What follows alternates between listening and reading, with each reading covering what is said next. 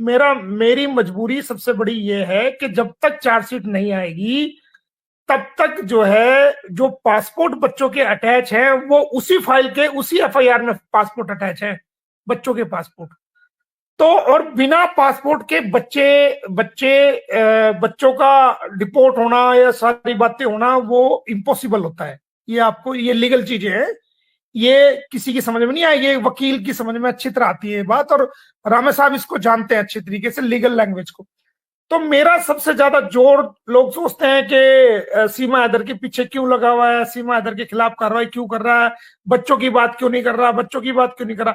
अरे बच्चों के भी तो पासपोर्ट अटैच है, ये कभी किसी ने गौर किया है इस बात को?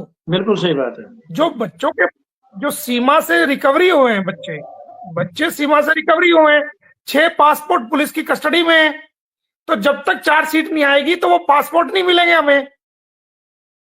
चार्जशीट आना भी तो जरूरी है। ये कानूनी बातें हैं, ये समझ में नहीं आती किसी के।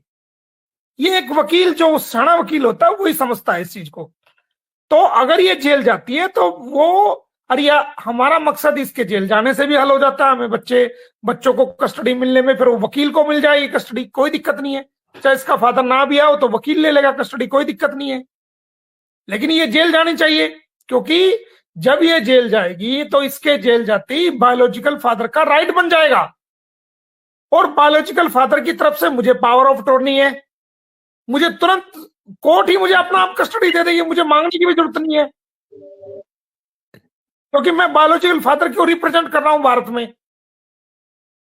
मैं लेके इसको जो ना, अगर वो गुलाम हैदर नहीं भी आ पाएगा तो मैं लेके इस बच्चों को जो ना आगे कर दूंगा, सारे काम हो जाएंगे। तो ट्रायल, तो चार्जशीट आए तब भी हमारा काम चलता है, सीमा हैदर जेल में जाए तब भी हमारा काम चलता है।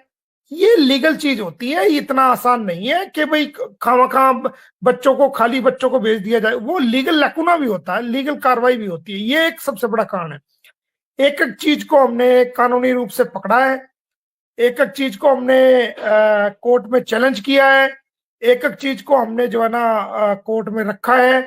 और अब हमें सिर्फ गुलाम हैदर की भारत में जरूरत है कि वो गुलाम हैदर आए, ताकि वो बायोलॉजिकल फादर है, और अगली कार्रवाई हम करके बच्चों को उनको दिलवा सके। सब चीज हो जाएंगी, बच्चे भी मिलेंगे, मुलाकात भी होगी, इसको जेल, सारे काम होंगे। इस मामले में कानूनी कार्रवाई करने के लिए वो 1.25 साल के बाद कोई लीगल रिप्रेजेंटेटिव खड़ा किया गया। ये तो ऊपर वाले का शुक्र मैं मनाता हूं कि भाई मुझे तजुर्बा है, इंटरनेशनल केसेस का मुझे तजुर्बा है। कोई और वकील होता तो अब तक सिर पे पैर रख के दौड़ चुका होता। ये मोमिन मलिक ही है, ये कोई बड़ाई की बात नहीं है कि इतना सहन करने के बावजूद वो हर चीज का मुकाबला करके आगे चल रहा है। और मैं गारंटी ले रहा हूं इस बात की, बच्चे दिला के रहूंगा, चाहे कुछ भी हो जाए, चाहे, यहां तक मैंने बोला है।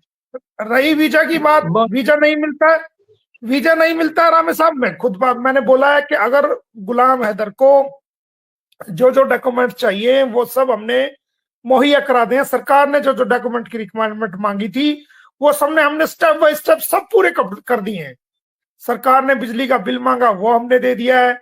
सरकार ने हमारे एडवोकेट के बारे में एक्सपीरियंस सर्टिफिकेट मांगा, वो हमने दे दिया है हाई कोर्ट से लिखवा करके। सरकार ने हमारे आई कार्ड की तस्दीक कराई, वो हमने दे दिया है। सरकार ने हमारे जो ना इनरोलमेंट नंबर का मांगा, वो हमने दे दिया है। रिप्रेजेंटेशन मांगी, वो हमने दे दिया है। स्पॉन्सरशिप लेटर मांगा, वो हमने दे दिया है। और जो कोर्ट के सर्टिफाइड कॉपीज थी वो हमने दे दिया है, वो दिल्ली सरकार को भी भेज दिया है, वो हाई कमीशन को भी भेज दिया।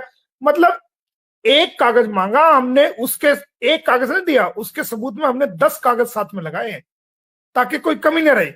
तो अगर फिर भी उसको वीजा मिलने में कोई प्रॉब्लम होती है तो मोमिन मलिक खुद आएगा पाकिस्तान। मैंने कई बार कहा है ये बात, और मैं अपने अधिकारियों से मिलूंगा, और मैं अपना एफिडेविट भी देने के लिए तैयार हूं कि गुलाम हैदर की जिम्मेदारी, मैंने स्पॉन्सरशिप के जो बड़े अधिकारी के साइन भी करा के दिए हैं, जो डीएम लेवल के, जो 19 ग्रेड के 18 ग्रेड के जो होते हैं आपके, तो उनके भी साइन मैंने करा के दिए हैं। तो मैंने सबको कहा है कि मैं खुद आऊंगा, इसको लेके आऊंगा। अब को इस केस में कोई क्या बोल रहा है, कोई क्या बोल रहा है, कोई क्या बोल रहा है, कोई क्या निकाल रहा है, कोई क्या निकाल रहा है। अरे भाई देखते तो जाओ, हम कह रहे हैं आपको, हमने सारी चीजों को सॉर्ट आउट किया हुआ है, और सारे पहलुओं पे लीगल एक्सपेक्ट को हमने कंप्लीट किया हुआ है।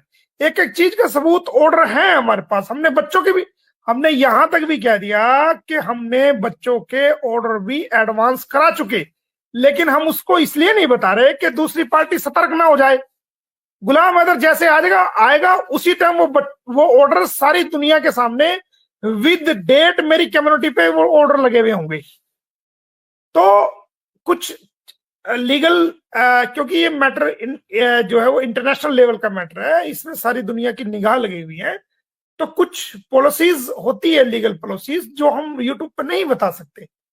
तो वो हमने सारा कुछ किया हुआ है। बहुत से कह रहे हैं जी ये कर लो वो कर लो, अरे भाई जहां तुम्हारा दिमाग एंड हो रहा है वहां हमारा दिमाग शुरू से शुरू हो रहा है। हमने सब कुछ एडवांस किया हुआ है। कई लोगों ने हम पे एक दो लोगों ने कुछ बात कही तो हमने ऑर्डर लगा दिया कम्युनिटी में, देख लो भाई, कोई भी देख सकता है। बिल्कुल सही बात। हाँ, तो हमारी अब ये है कि जो उत्तर प्रदेश पुलिस है उसने चार्जशीट पेश नहीं की तो हमने कार्रवाई कर दी। अब उसको हम कोशिश कर रहे हैं या तो हरियाणा में लेके आएंगे या उसके अंदर टाइम बाउंड कराएंगे हाईकोर्ट से कि इतने टाइम के अंदर इसका जो है चार्जशीट पेश हो जानी चाहिए। अब रही बात सीमा के डिपोर्ट होने की, तो सीमा डिपोर्ट डायरेक्ट नहीं होगी, नहीं होगी, नहीं होगी। सीमा को पहले भारत की जेल काटनी पड़ेगी, क्योंकि सीमा पर मुकदमे इतने ज्यादा हो गए हैं। और ऐसा होता है कि जब किसी व्यक्ति को डिपोर्ट किया जाता है तो होम मिनिस्ट्री ऑफ इंटीरियर, जो आपके यहाँ इंटीरियर मिनिस्ट्री कहा जाता है, हमारा मिनिस्ट्री ऑफ होम कहा जाता है, होम अफेयर्स, वो स्टेट से रिपोर्ट मांगती है, स्टेटस रिपोर्ट, कि इसके खिलाफ पूरे भारत में कहां कहां कौन कौन से मुकदमे हैं और वो क्या उनका स्टेटस है।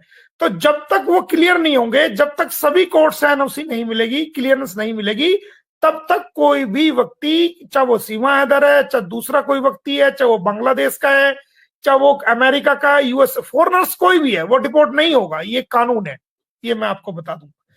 कोई पेंडिंग मुकदमा कोई है तो वो जब तक डिपोर्ट नहीं होगी, जब तक वो क्लियर ना हो जाए। तो हमारी कोशिश ज्यादा इसलिए है कि अगर ये जेल जाती है तो फौरन वो बच्चों की जो कस्टडी है, अगर बाप बायोलॉजिकल फादर यहां नहीं भी है तो वो बच्चों की custody on behalf of the biological father, तो court will hand it over to the lawyer, to the council of the biological father, तो वो उसको दे दी जाएगी। ये जेल में होगी, फिर तो सचिन को कस्टडी नहीं मिलेगी, ना नेत्रपाल को मिलेगी, ना किसी अन्य व्यक्ति को मिलेगी। तो ये एक लीगल चीज है। अच्छा, अब लीगल रिप्रेजेंटेटिव के सामने क्या क्या समस्याएं हैं? सबसे बड़ी बात यह कि कोर्ट को देखना, उसके बाद उन पे कार्रवाई करना, बच्चों की भी कार्रवाई करना, फिर जो है ना वो भारत के यूट्यूबरों को भी संभालना, पाकिस्तान के यूट्यूबरों को भी संभालना, जो लोग क्वेश्चंस करते हैं, चाहे वो एडवोकेट हैं, चाहे दूसरे लोग हैं जो जुड़े हुए हैं इस केस से इंसानियत के नाते, उनके भी जवाब देना। कोई लोग गलतफहमी ना फैला दे, उनको भी गलतफहमी को दूर करके सच्चाई लोगों तक पहुंचाना। कोई आपस में लड़ पड़े, उनको समझाना एक दूसरे को। उसके बाद इंसानियत के मुद्दे से हटकर कोई पाकिस्तान के बारे में उल्टा सीधा बोल रहा है, कोई पाकिस्तानी भारत के बारे में उल्टा सीधा बोल रहा है, उन सबको समझाना कि देखो ये मुद्दा हमारा नहीं है, इस मुद्दे में ये हमारा मुद्दा 4 बच्चों का मुद्दा है, इंसानियत का मुद्दा है। उसके बाद ये सोल्व हो जाएगा, तुम जानो तुम्हारा काम जाने, उन लोगों को समझाना एक एक व्यक्ति को। तो ये सारा काम ऐसे है जैसे तराजू में मेंढक का तोलना, कि अगर आप एक तराजू में मेंढक को तोलोगे, उनका वेट करोगे, कभी कोई उछल जाएगा, कभी कोई सा उछल जाएगा, कभी कोई सा उछल जाएगा।